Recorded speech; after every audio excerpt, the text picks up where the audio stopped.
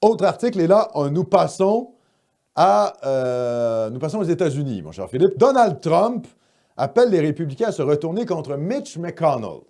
Donc, fin du segment sanitaire. Là, on tombe dans le segment international avec les Américains, un article de la presse. Alors, c'est la guerre, hein? C'est la guerre. C'est la guerre entre Mitch McConnell et Donald Trump. Donald Trump a éreinté mardi le chef des Républicains au Sénat, Mitch McConnell, en appelant son parti à tourner le dos à ce vétéran du Congrès qui a publiquement accusé l'ex-président américain d'être responsable de l'assaut meurtrier du Capitole. Mitch McConnell, 78 ans, a voté samedi pour l'acquittement du militaire républicain dans son procès au Sénat. Donc, McConnell a quand même voté pour l'acquittement de Trump, estimant que la Chambre haute n'était pas compétente pour le juger, mais dans la foulée, il a déclaré dans les faits il est moralement responsable de l'attaque du Capitole qui a fait 5 morts. Alors, ce qu'il faut comprendre, c'est que, je reviens un peu sur le cas de Donald Trump, parce que je pense que c'est intéressant pour bien comprendre ce qui se passe là avec Mitch McConnell. Quel est le bilan de Trump? Je l'ai dit à plusieurs reprises à Nomos TV, je vais le refaire ici un peu. Réduction de l'immigration légale ou illégale. Nomination des juges conservateurs à tous les échelons de la magistrature, c'est-à-dire, oui, la Cour suprême, mais également les échelons inférieurs de la magistrature. Et puis, troisièmement, disons une géopolitique non interventionniste. C'est ça qu'on aime chez Donald Trump. Hein? C'est des trucs concrets. C'est pas la lutte là, contre des entités cachées, dont on ne sait pas trop quoi. Là. La lutte contre la synagogue de Satan, je ne sais quoi. Là. Moi, c'est des trucs concrets. Je ne suis pas dans une espèce de mysticisme. Je sais pourquoi je défends Donald Trump. C'est-à-dire réduction de l'immigration, conservatisme social et géopolitique isolationniste. Bon, très bien. Le deuxième point, qui est d'ailleurs le point où Donald Trump va finalement s'inscrire dans l'histoire, c'est celui de la nomination des juges de droite. Ça a été fait, pourquoi? Comment est-ce que ça a été possible? Eh bien, parce que Mitch McConnell et le Sénat républicain contrôlaient finalement la Chambre. Ils contrôlaient le Sénat. Et ils ont pu bloquer toutes, ou pratiquement toutes, les nominations de l'époque d'Obama. Comprenez? Donc, au moment où Trump est arrivé au pouvoir, il y avait plein de chaises vides dans la magistrature qu'il a fallu combler.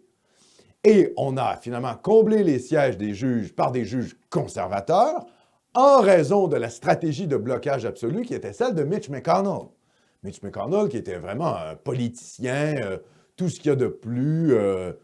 ben voilà, quoi, c'est comme un politicien de la Troisième République française. Le gars, il survit, je ne sais pas, ça fait combien de décennies qu'il est là, ça fait des années qu'il est là, il serpente dans le milieu de Washington, il est extrêmement partisan, donc il défend les juges républicains, et c'est à cause de lui que Trump va finalement s'inscrire dans l'histoire par la nomination des juges, parce que je rappelle que la nomination des juges, c'est pratiquement à vie aux États-Unis.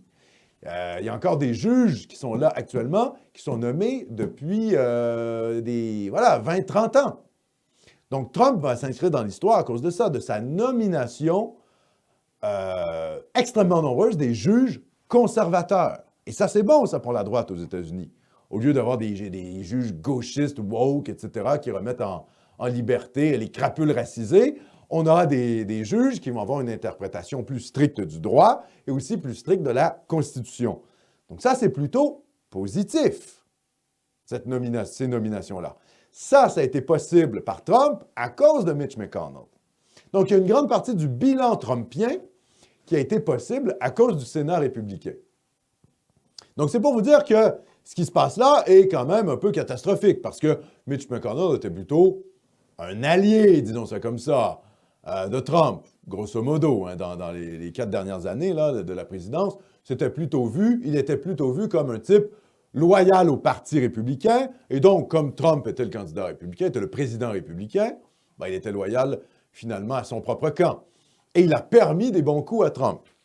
Qu'est-ce que ça annonce pour la suite des choses? C'est quand même une division extrême entre la base trumpiste, trumpienne du Parti républicain, c'est-à-dire national-populiste, et les élites conservatrices républicaines du GOP, du Great Old Party, hein, n'est-ce pas?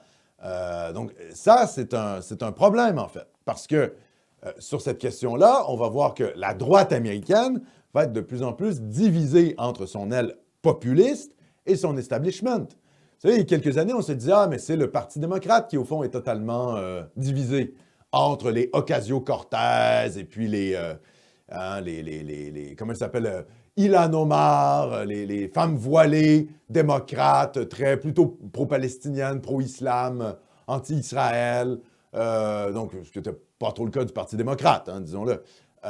Cette espèce de branche racisée, voilà, nouvelle gauche, axée sur les enjeux identitaires, par certains aspects économiques même néo-socialistes, hein, c'est-à-dire même qui pouvaient avoir des liens avec un type comme Sanders qui n'est pas vraiment un communiste, hein, qui est, bon, même s'il a passé sa lune de miel en URSS, c'était quand même plutôt un social-démocrate, soyons très, très honnêtes. Alors, il y avait cette branche-là, plus radicale, si on peut dire, et puis, il y avait l'establishment du Parti démocrate, incarné par la clique de, finalement, Obama, Clinton et puis Joe Biden. Et on se disait, ben, finalement, les démocrates sont extrêmement divisés. Or, il apparaît qu'après Trump, ben, finalement, c'est aussi le Parti républicain qui est extrêmement divisé. Alors là, sur les fantasmes qu'il y ait un parti national populiste qui se mette en place aux États-Unis, j'y crois pas trop parce que, vous savez, le bipartisme aux États-Unis est pratiquement constitutionnel. C'est pratiquement inscrit dans la Constitution américaine. Pas tout à fait, c'est pas inscrit dans la Constitution, il peut y avoir d'autres partis, mais je veux dire, c'est tellement enraciné dans le système politique américain que je ne vois pas de troisième parti émerger à droite pour concurrencer le Parti républicain. Je pense que ça, c'est des fantasmes, je le dis clairement. Et même s'il y avait un troisième parti, un genre de parti Patriot Party, eh bien, il ne ferait que diviser le vote de droite aux États-Unis, ce qui laisserait la place aux démocrates. Et les démocrates, soyons très honnêtes, sont déjà avantagés par la démographie. Moins l'Amérique sera blanche, plus le Parti démocrate va avoir de la facilité à gagner des élections. C'est ce qui s'est passé d'ailleurs aux dernières élections, hein? Trump, ça a été le barreau d'honneur de l'Amérique blanche enracinée. Et après, Biden est passé. Pourquoi? Est-ce que c'est tant par appui envers Biden qu'il a reçu beaucoup de votes? Je ne pense pas qu'il ait reçu plus de votes qu'Hillary Clinton. Je ne pense pas. C'est notamment par rejet de Trump. L'hystérie anti-trumpiste était tellement forte que ça a mobilisé la base de gauche états-unienne, qui est très nombreuse, qui ne s'était pas mobilisée pour Hillary Clinton en se disant de toute manière Clinton gagne et Trump ne passera jamais. Écoutez, 90% des médias disaient ça. Or là, on savait qu'il était possible qu'il repasse. Hein. Le scénario, c'est même ce que nous, on anticipait à Nomos TV. On s'est dit, il va être capable de reproduire l'exploit de 2016. Ben oui, mais ça a fait que les gauchistes se sont mobilisés en masse. Outre la question, je dirais, de la fraude électorale qui n'a pas été prouvée devant les tribunaux, il faut quand même comprendre ça. Et d'ailleurs, ça nous fait penser, je parlais à ça à Sébastien Crèvecoeur, qui me disait que ça lui a beaucoup fait penser à ce qui s'est produit en France entre Hollande et Sarkozy. Hollande a gagné face à Sarkozy, c'était pas par adhésion envers Hollande, c'était par un rejet de Nicolas Sarkozy. Et je pense que c'est ce qui s'est passé avec le Parti démocrate. Donc, qui va être uni, enfin, qui va être plus uni, hein, la victoire unie et la défaite divise. Quand vous perdez, quand votre camp perd, ben là, tout le monde se retranche de son côté, tout le monde a son analyse. Ah, vous avez perdu, on a perdu, mais c'est à cause que vous avez suivi telle stratégie, c'est à cause de vous, non, c'est à cause de vous. Donc, les camps internes se déchirent hein, quand ça perd. Et quand ça gagne, ben, finalement, on donne des postes à tout le monde, et puis on est content. C'est finalement l'allégresse de la victoire.